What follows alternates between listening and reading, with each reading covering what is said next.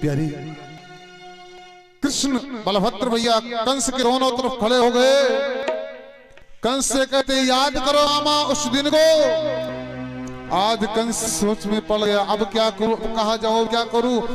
उठ के खड़ा होके भागना चाहा, कन्हैया ने जोर से गर्जना किया। बलभद्र भैया ने हुंकार भरी, कंस फिर ही आसन पे बैठ गए। हुंकार में कृष्ण भगवान ने उसके बाल पकड़ लिए और बाल पकड़ के धीरे से घसीट के नीचे उतार लिया। उतार के धरती पर पटक दिया और सीने पे सवार होकर बैठ गए। बोले मामा मेरी माँ को तूने केस पकड़ के ही रथ से नीचे उतारा था ना, तो काल से बचना चाहता था। भगवान मानो मूर्तमान काल बन गए इसके वक्षस्थल पर सवार हैं। उस मुके से थपड़े से मार मार के उस कंस का प्राण पखेरु उड़ा दिया। बोलो कृष्ण कन्हैया की। हाँ भैया पटक दो फिर चला वहां को। कंस का उद्धार हो गया। सब मथुरावासी प्रसन्नित हो गए, भगवान का जय जयकार करने लगे, जय घोष करने लगे, भगवान का यश गाने लगे, नाम गाने लगे। प्यारे भगवान ने जाकर के जेल से महाराज उग्रसेन को आजाद किया, माता पिता जेल से आजाद किया, उग्रसेन महाराज का राज तिलक करा दिया। राजा पुनः आजाद करके बाहर देव की वसुदेव को लेके भगवान आए। देव की वसुदेव भगवान की यश को, भगवान की कीर्ति को देखते जा रहे। लेकिन जब भगवान प्रेम से देव की मैया को मां कह के गोदी में बैठे ना,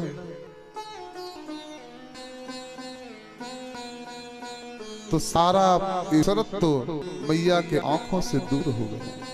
सारा वात्सल्य उमड़ पड़ा उन्हें। उनका वही लाल दिखा जिस लाल को वसुदेव जी साजरे में लेकर के विदा करने गए थे, वही रूप दिख गया।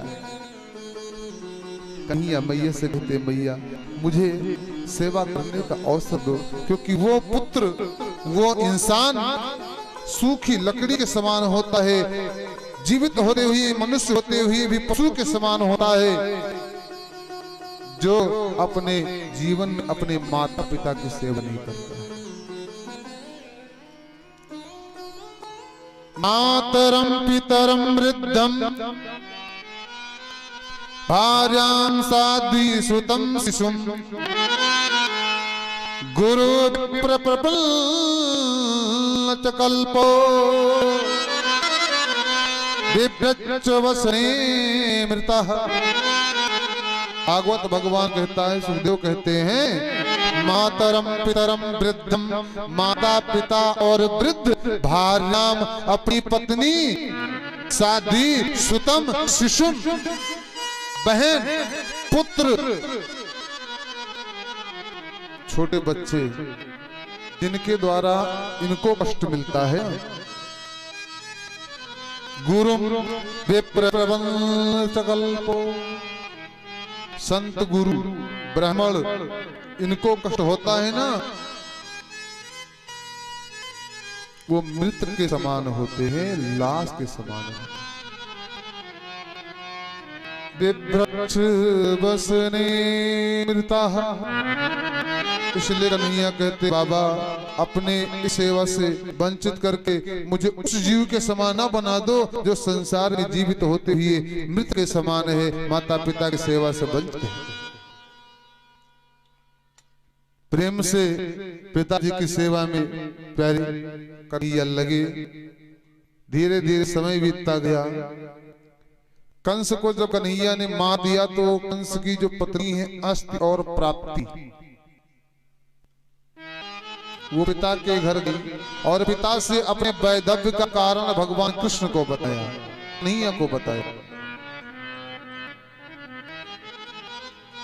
जरासंध ने आक्रमण कर दिया मथुरा पर।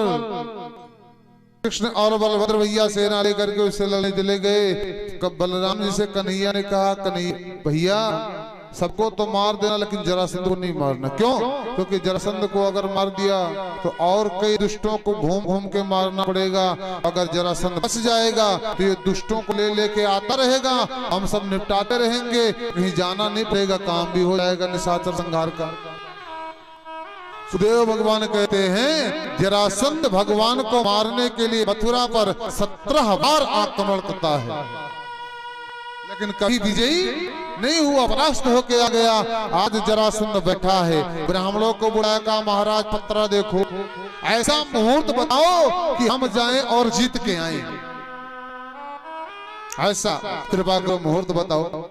ब्राह्मण क्या करे, ब्राह्मण जानते हैं जीत तो पाएगा नहीं ये। और जरासंध कहता है महाराज अगर नहीं जीते तो तुम सब अपनी खैर मत जानना, पूजा पाठ में लग जाओ हमारे विजय के लिए। अब ब्राह्मण लोग यही पूजा करते, पंडित जी लोग महाराज कन्हैया से विनती करते महाराज अब हम सबका प्राण आपके ही हाथ में है, या तो इनका महाराज निपटाए दी हो आप, या तो आगे आप जानो।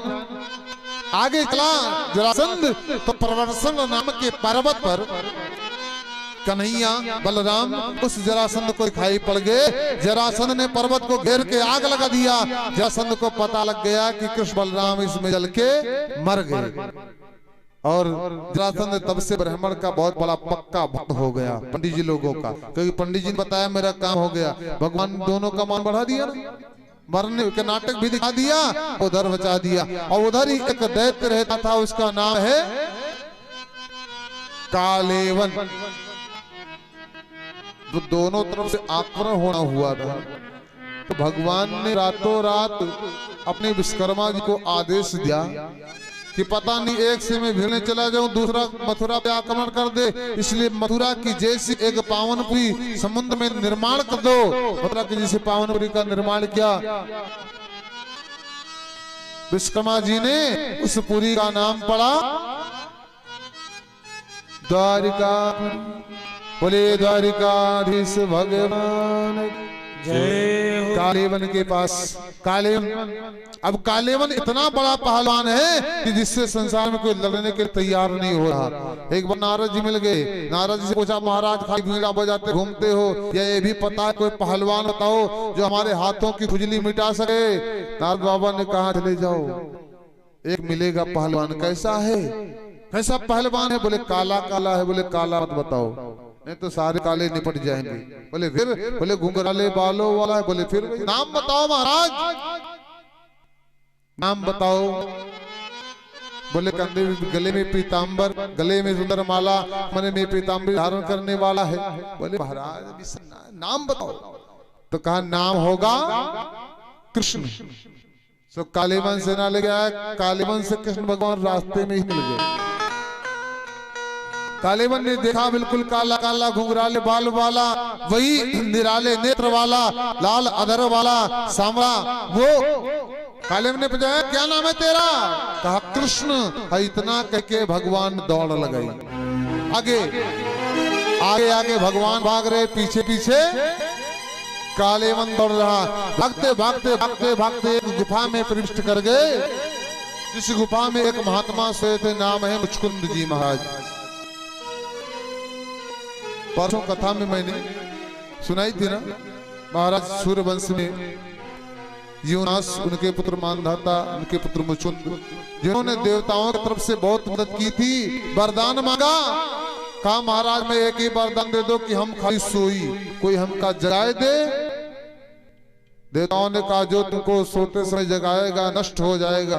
तुम्हारी दृष्टि से भगवान उनको भी दर्शन देना है, इसलिए भगवान उसी गुफा में चले गए। मुचकुंद महात्मा पे कम अपना पीतांबर डाल दिया। कालेवन पहुंचा, खींच के लात मारा, यहाँ आया छुप के बैठा है, लात मारा। और जैसे मुचकुंद महात्मा जगे, उनकी दृष्टि पड़ी, क्षण भर में कालेवन जगे राख हो गया। बोले कृष्ण कन्हैया लाल की। केशव सामने प्रकट हो गए महात्मा के। महात्मा से कहा महात्मा वरदान मांगो। महाराज मुझे तो आपके भक्ति के सिवा कुछ नहीं चाहिए। कहा इस जन्म में तो तुमने सो के पूरी जिंदगी बिता दी, अभी जन्म में क्या करोगे भक्ति? अगले जन्म में तुझे मेरी भक्ति प्राप्त होगी। महात्मा जी भगवान का प्रेम से नाम गुणगान करते हुए आज की कथा को बस यही पे विश्राम, क्योंकि समय अपनी गति पे पहुंच गया है। अब ऐसो आधा पौन घंटा बढ़ाए दिए थे, लेकिन धन्य है यहाँ भागवत श्रोता। कथा का टाइम है 10 बजे, 11-12 बज जाता, लेकिन तब तक लोग बैठे रहते।